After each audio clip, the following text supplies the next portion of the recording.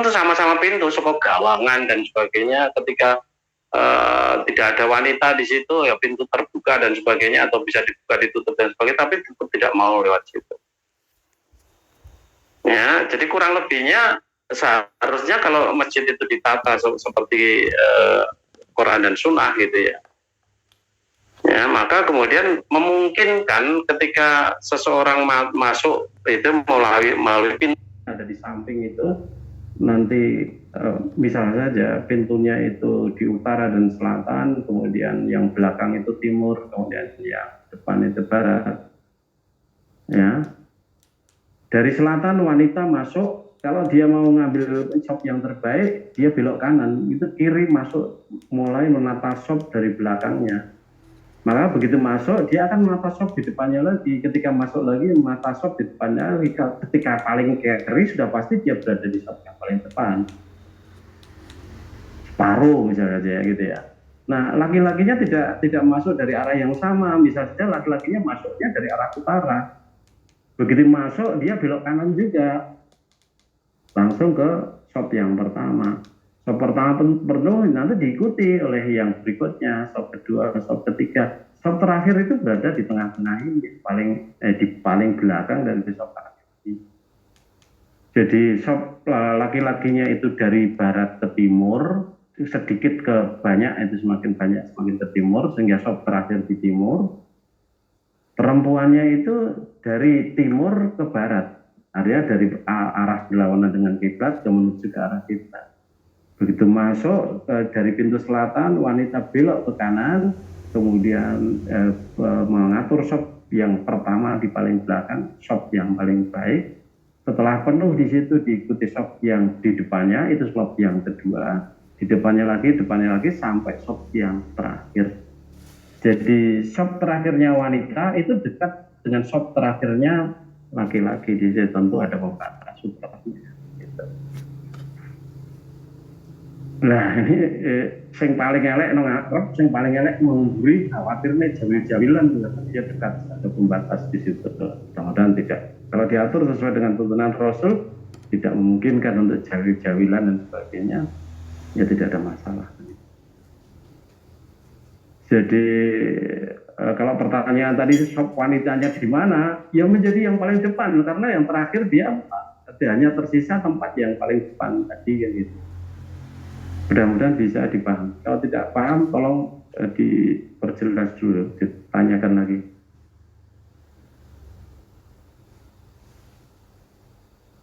Oke, mungkin dari YouTube Ustadz, tapi nama ya. Pak Suwarno, mungkin ini Bapak Suwarno yang menyimak di sini, sudah jelas apa? Ya.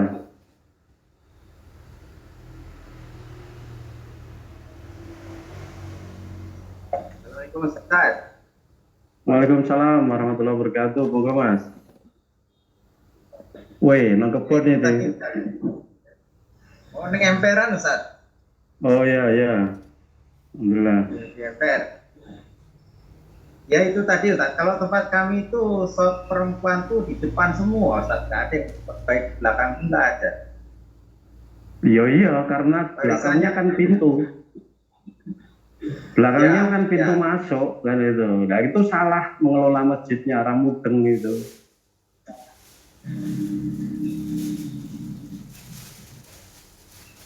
Tahu maksud saya? Ya, kalau Melono yang dengar ini kalau mau bikin masjid seperti itu caranya.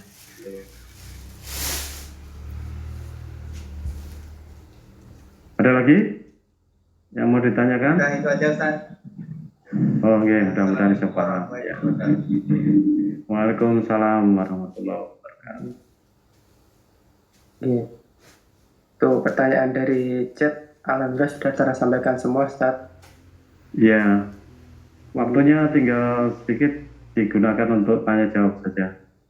Yes, silakan teman-teman lain yang ingin bertanya tentang berbagai hal yang dijumpai dalam kehidupan sehari-hari, silakan. Silakan yang mau bertanya secara langsung, Bu Nino nanti, silakan.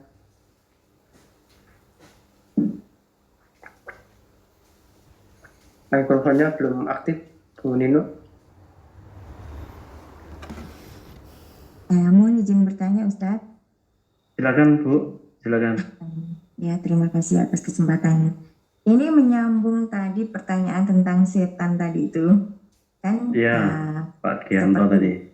ya diuraikan oleh Ustadz tadi, intinya bahwa setan itu sumber penyimpangan, sumber maksiat. Bahkan seperti tadi di surat Al-Baqarah 208, kita harus menjauhi langkah-langkah setan karena setan itu musuh yang nyata.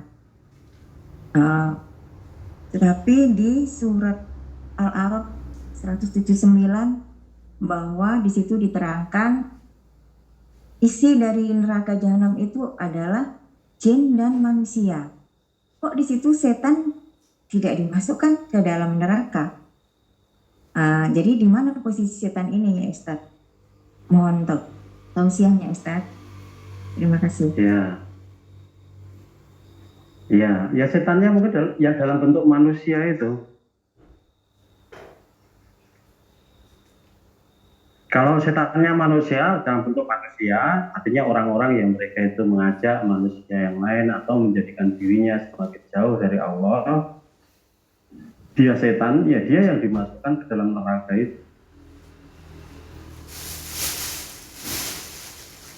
Ya nggak perlu disebutkan di situ setan, yang mlebu setan itu, yang mlebu neraka itu semuanya hakikatnya setan seperti itu, karena dia menjadikan orang lain atau menjadikan dirinya sendiri itu jauh dari Allah kan gitu. Kalau tadi saya katakan mungkin saja uang itu menjadi setan, nah apa uangnya mau dimasukkan ke neraka? Yang diancam neraka itu kan manusia. Manusia seperti apa? Manusia yang seperti setan tadi, manusia yang mengikuti langkah setan tadi gitu. Ya, maka tidak perlu di situ Allah menyebutkan nama setan kemudian masuk neraka, tidak perlu di situ. Ya.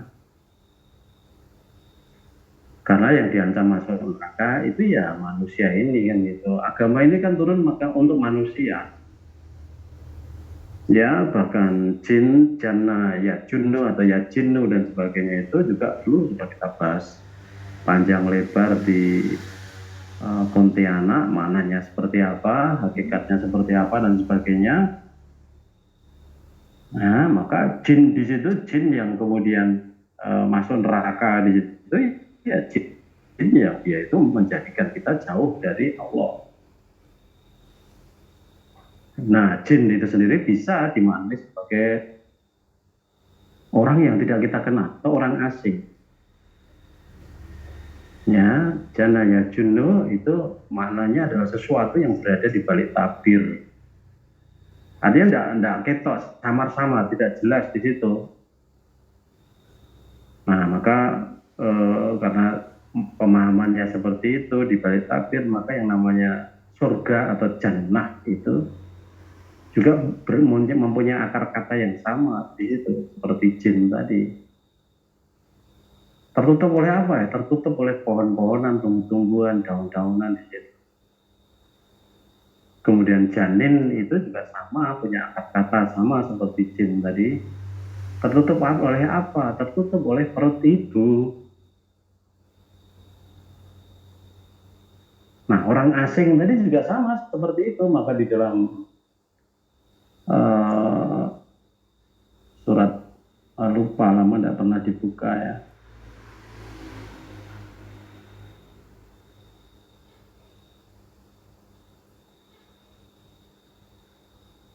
Coba dibuka surat Al-Ahqaf atau apa itu sekitar ayat 30 gitu ya coba.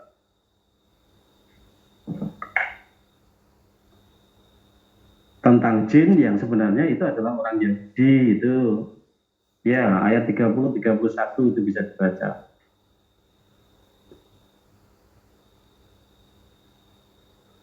Mulai dari 29 ya.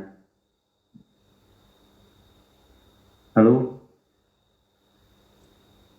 Oh bisa, tadi mikrofonnya mati, mohon maaf. Ya, 29, 30, 31 gitu. Iya. Quran surat Al-Ahqaf surat ke-46 ayat 29 sampai 31. Iya. Billahi minasyaitonir rajim. wa id sarafna ilaika nafaram minal jinni yastami'una al-Qur'an falamma hadaruhu qalu ansitu falamma qudiya walau ila qaumihim mundirin. Ya, diterjemahkan di situ dulu aja. Dan ingatlah ketika kami hadapkan kepadamu Muhammad serombongan jin yang mendengarkan bacaan Al-Quran. Maka ketika mereka menghadiri pembacaannya, mereka berkata, diamlah kamu untuk mendengarkannya. Maka ketika telah selesai mereka kembali kepada kaumnya untuk memberi peringatan. Ya, itu kalau kata jinnya itu hanya dipahami sebagai makhluk halus, maka kemudian ayat ini juga ditafsirkan bahwa yang serombongan jin yang datang itu ya serombongan makhluk halus yang datang untuk mendengarkan Quran, kan itu. Nah, kemudian makhluk halus itu apa punya kewajiban untuk memberikan peringatan kepada kaumnya? Di sini dikatakan ketika sholat telah selesai, mereka kembali kepada kaumnya untuk memberi peringatan. Memberi peringatan maksudnya tentu memberi peringatan yang sesuai dengan Quran tadi yang mereka dengarkan. Begitu kalau orang hanya mempercayai bahwa jin itu makhluk halus saja, tapi tidak bisa dimaknai yang lain, kan itu. Tetapi dari segi lughah kan dia tidak bisa juga dimaknai sebagai orang asing. Artinya kalau di tengah-tengah orang Arab yang sedang ngaji, kemudian ada orang Yahudi datang masuk ke situ, orang Yahudi tadi bisa disebut sebagai jin. Di tengah-tengah orang Jawa yang ngaji, gitu ya, itu datang ada orang Cina yang masuk ke situ ikut ngaji. Cina tadi bisa dikatakan jin. Nah, kemudian lanjutkan ayat 30. Qalu ya qaumana inna sami'na kitaban unzila min ba'di Musa musaddiqan lima baina yadayhi yahdi ilal haqqi wa ila thoriqim mustaqim. Ya. Mereka berkata, wahai kaum kami, sungguh kami telah mendengarkan kitab Al-Quran yang diturunkan setelah Musa, membenarkan kitab-kitab yang datang sebelumnya, membimbing kepada kebenaran dan kepada jalan yang lurus. Nah, ini kan luar biasa. Ya, di sini Allah berfirman, "A'udzubillahi minasyaitonir rajim. Qalu ya qaumana inna sami'na kitaban unzila min ba'di Musa." Mereka berkata, wahai kaum kami, sungguh kami telah mendengarkan kitab Al-Quran yang diturunkan setelah Musa. Mereka itu mengenal Musa. Ya, siapa yang mengenal Musa itu kecuali orang-orang Yahudi itu kan itu. Ya, mereka adalah orang Yahudi, bukan jin dalam arti masuk halus, karena mereka mengenal Musa. Kemudian berikutnya di sini dikatakan membenarkan kitab-kitab yang datang sebelumnya. Artinya mereka bisa membandingkan itu, isinya Quran itu membenarkan kitab-kitab sebelumnya juga ini. Oh benar itu. Dan mereka punya kemampuan mengevaluasi di situ. Membandingkan apa yang disampaikan oleh Rasul dalam pengajian itu, ya, membandingkan apa yang disampaikan oleh Allah dengan firman-Nya itu, ya, dengan kitab yang sudah mereka pelajari, sehingga kesimpulannya membenarkan kitab-kitab yang telah lalu begitu. Ya, kemudian berikutnya ya mimba di Musa tadi ya, sebentar mimba di Musa kan gitu, mengenal Musa tadi, musaddiqal lima baina yadayhi, ya, bahwa Al-Quran itu membenarkan apa yang ada di tangan mereka itu tadi. Kemudian yahdi ilal haq wa ila siratim mustaqim, kan gitu. Kitab itu membimbing kepada kebenaran dan kepada jalan yang lurus. Mereka sudah mengenal kebenaran. Tentu kebenaran yang diajarkan Musa. Dan mereka sudah mengenal yang namanya jalan yang lurus. Apa kuwi makhluk halus?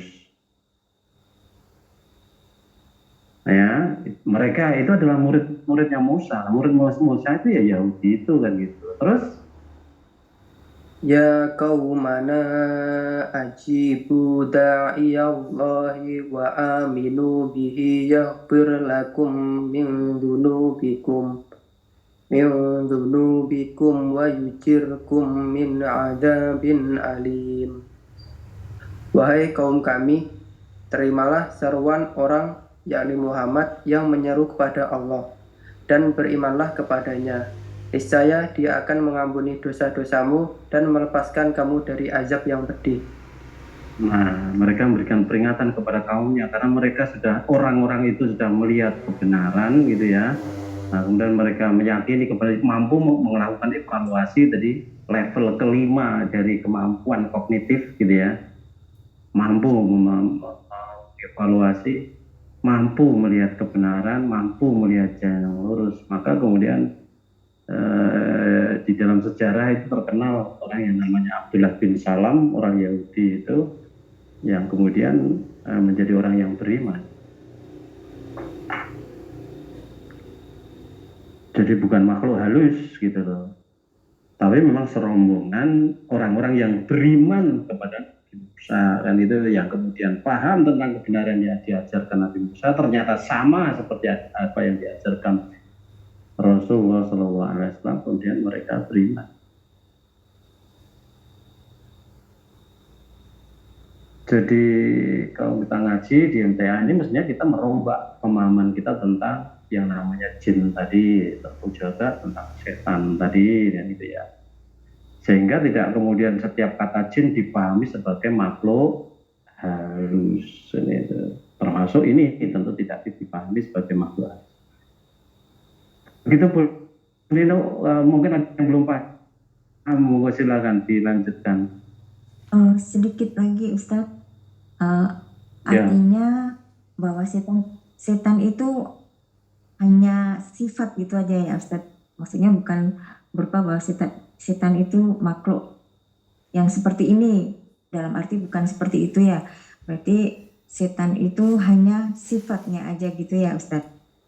Bisa dimaknai Ya, seperti kalau itu dikatakan ya kalau dikatakan hanya sifatnya saja ya tidak bisa, karena manusia itu juga bisa di tabiatnya itu dinilai seperti setan.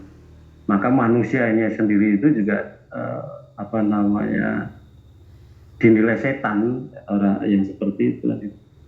Tetapi tidak ada makhluk yang terpisah, bukan makhluk yang tersendiri yang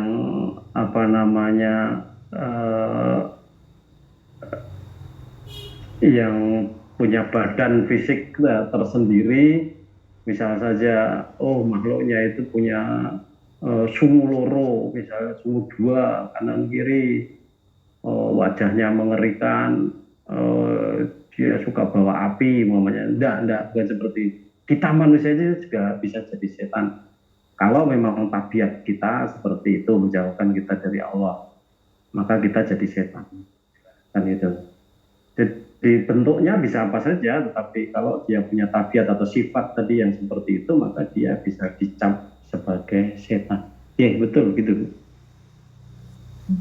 Ada lagi yang lain? Boleh nambah Ustaz? Boleh nambah? Boleh, silakan. Ya. Salah satu ciri sebagai orang beriman untuk mendapatkan ampunan dari Allah Subhanahu wa taala adalah bahwa kita nih seperti di surat Ali Imran 133 harus wa'afini anin nas, bahwa kita harus selalu mudah memaafkan sesama. Begini, kawan saya itu tertipu gitu. Tadinya mereka bersahabat, lalu kawannya ini minjam uang dalam jumlah yang cukup besar gitu, dengan janji hanya sekian bulan gitu aja mau dikembaliin. terus dia memberi bonus apa gitu. Jadi karena sahabat, jadi ya dikasih aja gitu, main percaya aja. Tetapi dalam perjalanan waktunya ditunggu-tunggu sampai bertahun-tahun, kok nggak ditepatin janjinya itu. Malahan sekarang mereka tuh bermusuhan gitu, antara dua sahabat itu sekarang bermusuhan. Ya gara-gara utang yang tidak dibayar itu tadi. Padahal secara finansial, sahabat yang meminjam tadi, dia punya kemampuan untuk membayarnya. Tapi dia tidak membayarnya. Nah terus gimana kalau posisi seperti ini? Saya sebagai kawan kan dia curhat ke saya, jadi saya bilang, jadi dia bilang gini, gimana Mbak, haruskah aku memaafkan orang yang kayak gitu? Biar sampai dimanapun aku nggak akan ikhlas, bilang gitu. Tapi sebagai syarat untuk bisa masuk surga kita harus mudah memaafkan. Bagaimana bisa memaafkan kalau keadaannya seperti ini? Mohon penjelasannya Ustadz, bagaimana seharusnya? Ya, itu hanya mungkin terjadi kalau kita itu menilai harga atau nilai uang itu sangat tinggi dan kita merasa bahwa harta itu adalah milik kita, tidak menyadari bahwa harta itu sebenarnya hanya titipan dari Allah saja, dan harta itu tidak lebih berharga daripada sehelai sayap nyamuk. Kalau kita belum bisa bergeser pemahaman kita tentang harta menjadi seperti apa yang diajarkan oleh Allah dan Rasulullah, kita belum Islam itu. Kita masih materialis. Kalau kita masih materialis, maka kita masih akan tetap merasa seperti ini. Sampai kiamat pun akan merasakan seperti ini. Ya, karena kita merasa bahwa apa yang kita miliki itu adalah milik kita, bukan titipan dari Allah. Dan apa yang saya miliki, uang 100 juta itu tuh amat sangat berharga. Padahal kata Rasul kan tidak lebih berharga daripada sehelai sayap nyamuk. Nah kalau dia bisa ya berpikiran bahwa tidak lebih berharga dari sehelai sayap nyamuk, lebih berharga persaudaraan saya sesama muslimah, lebih berharga pertemanan saya dengan dia, jangan sampai putus silaturahmi dan sebagainya. Mungkin nanti akan bisa dicari cara yang lain untuk mengembalikan uang itu. Tidak frustasi kemudian putus hubungan seperti itu kan. Nah, coba disarankan kepada dia secara baik-baik ya, tidak memperuncing permusuhan dulu, artinya komunikasi di jalan dengan baik dulu. Kemudian coba disampaikan seperti yang dulu pernah saya ceritakan kajian Senin sore ada 35 ibu-ibu yang dinilai bermasalah oleh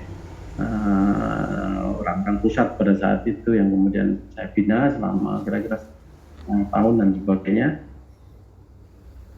Selama ini mereka masih bersaudara, masih berhubungan satu dengan yang lain.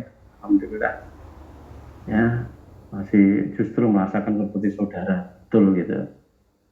Nah waktu itu yang saya ceritakan antara lain salah satunya di itu adalah ada seorang teman di situ yang terlibat utang piutang dengan 3 orang yang lain. 4 sekawan ini mereka sepakat mendirikan perusahaan, melakukan suatu usaha, kemudian uangnya modalnya pinjam dari bank. Pinjam dari bank itu dengan jaminan tanah dari sertifikat yang dimiliki oleh salah satu warga Senen itu. Sudah 16 tahun ditagih, itu tidak dicicil pun tidak sekali, padahal dia mampu gitu. Padahal orangnya tadi mampu yang utang tadi. 2 orang yang lain, 2 rekan kerja yang lain sudah melunasi tanggung jawabnya. Hanya 1 itu yang belum melunasi. Dikatakan bahwa dia mampu sebenarnya. Yang dia mengatakan, ya sudah kalau begitu saya sarankan, ya sudah kalau begitu kamu datangi dia, kemudian kamu menagih dia dengan cara yang baik. Kemudian katakan kepada dia bahwa ini terakhir kalinya kamu menagih. Kalau tidak dibayar akan saya tagih di akhirat. Dia katakan apa adanya seperti itu. Dan akhirnya dalam waktu seminggu sudah dibayar. Karena memang dia mampu. Nah coba dinasihati Ibu tadi untuk begitu. Dan tidak pura-pura. Memang betul-betul akan diikhlaskan, akan ditagih di akhirat. Justru dia tagih di akhirat itu akan mahal harganya bagi orang yang utang. bagi ibu yang diutangi tadi dengan mengatakan akan saya tagih di akhirat, dia dapat pahala yang luar biasa besar meskipun dia tidak memaafkan. Dalam konteks ini gitu loh. Ya. Jadi tidak perlu lisannya dia mengucapkan memaafkan karena dia memang belum membayar, nekat belum membayar. Untuk apa saya memaafkan orang yang belum membayar, kan gitu ya. Bayar utang, tagih saja dia, katakan ini terakhir sekali saya menagih utangmu. Kalau kamu tidak bayar, saya akan tagih nanti di akhirat. Insya Allah kalau dia masih punya iman, dia akan takut dan akan segera dibayar. Setelah itu jangan mengulang seperti itu lagi. Jangan mudah-mudah utang piutang. Isinya orang Islam sekarang itu munafik, kayak gitu loh. Sehingga utang itu jadi prioritas nomor sekian untuk membayarnya. Jadi tidak merasa wajib. Kalau utang itu seorang-orang yang diutangi itu dia terkena beban kewajiban untuk mengutangi orangnya. Padahal tidak ada kewajiban utangi itu. Yang ada adalah dia punya kewajiban untuk membayar utang. Nah kalau orang itu sudah menganggap kewajiban sebagai hal yang kecil, yang dilalaikan begitu saja, kemudian sudah membalik yang bukan wajib dianggap seperti wajib,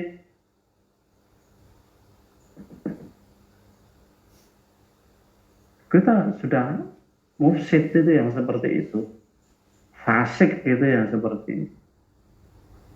Ya, membolak-balikkan aturan Allah yang seperti itu. Sudah mau jadi Tuhan yang seperti itu. Nah, maka tidak ada baiknya. Tidak ada baiknya berhubungan dengan yang seperti itu lagi gitu. Nah, ini juga pelajaran bagi kita semuanya. Tidak ada kewajiban saudara kita untuk memberikan utang.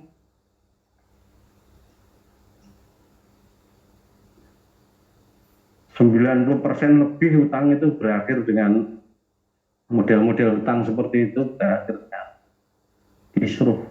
Oleh karena itu sudah tidak usah utang-utangan. Nek bisa memberi-beri, bisa bantu-bantu. Kalau tidak bisa ya sudah, rasa utang-utangan. Terpaksa nih harus utang, harus ada jaminan dan harus ada perjanjian di atas meterai, tertulis ada 2 orang saksi dan sebagainya. Sehingga jaminannya nanti bisa dieksekusi kalau memang dia menghindari janji ya itu. Tidak kemudian dengan jaminan iman. Imannya gombal dijamin ke, karena apa-apaan ini, rasa didol, rasa balik ke duit kan gitu. Begitu Bu Nino, mudah-mudahan bisa dipahami.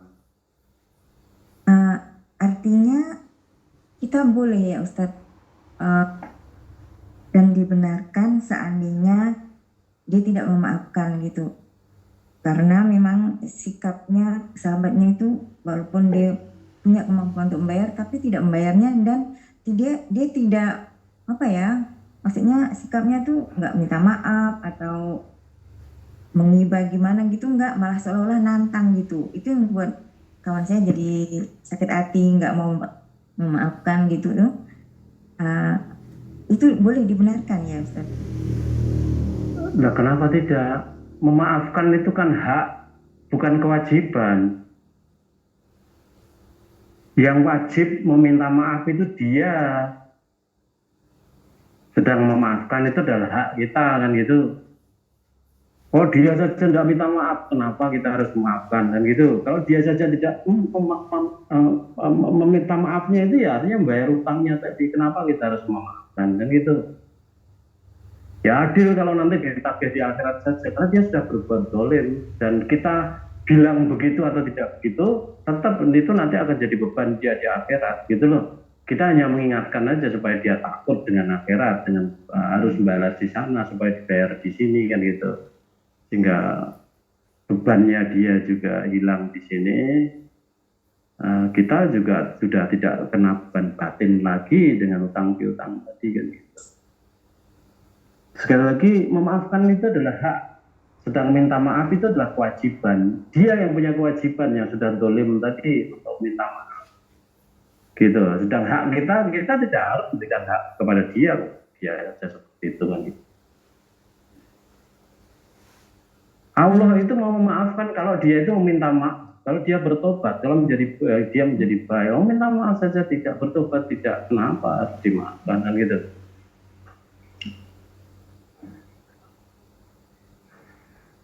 Ya, apa kira-kira Allah itu akan memaafkan kalau kita minta maafnya juga pura-pura? Allah itu tahu ketika Idul Fitri, Idul Fitri kemudian bertemu satu dengan yang lain, maaf ya, lahir batin kosong-kosong, gombal. Allah tidak tahu kira kamu itu hanya pura-pura saja. Tahu. Jadi jangan sampai merasa kalau kita berbuat dolim kepada seseorang, kemudian Idul Fitri maafkan itu, kemudian Allah memaafkan. Ya, kita memaafkan kalau dia itu, kalau memang betul-betul bertobat, berhenti untuk melakukan perbuatan dolim itu, barulah nanti dimaafkan. Nah, kalau tidak, ya tidak bisa. No.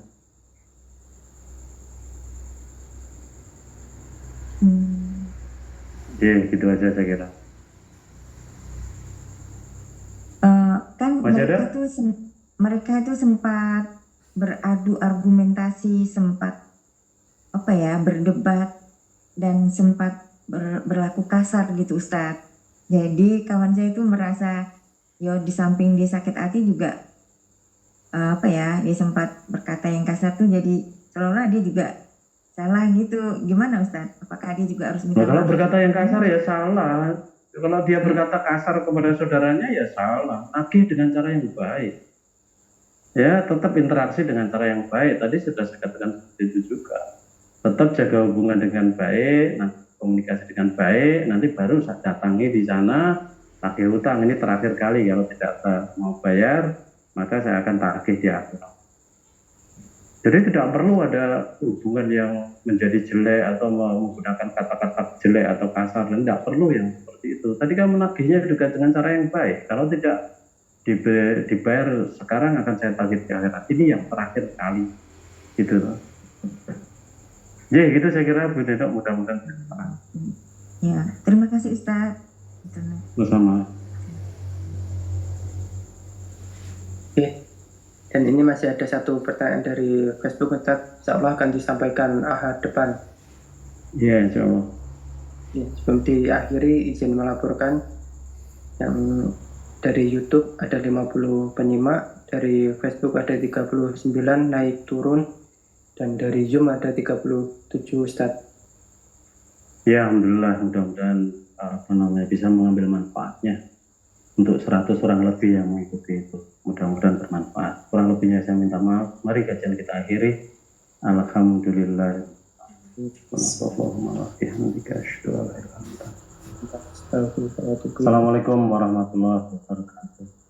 Waalaikumsalam warahmatullahi wabarakatuh. Terima kasih Ustaz. Masalah. Oke, alhamdulillah setelah kita ikuti bersama kajian rutin Komunitas MTA Korea yang pada malam hari ini membahas tema tanya jawab dari pertanyaan Ahad kemarin dan juga beberapa pertanyaan hari ini yang masuk. Kurang lebihnya dari kami dan juga tim yang bertugas di balik layar, kurang lebihnya kami minta maaf. Kami akhiri.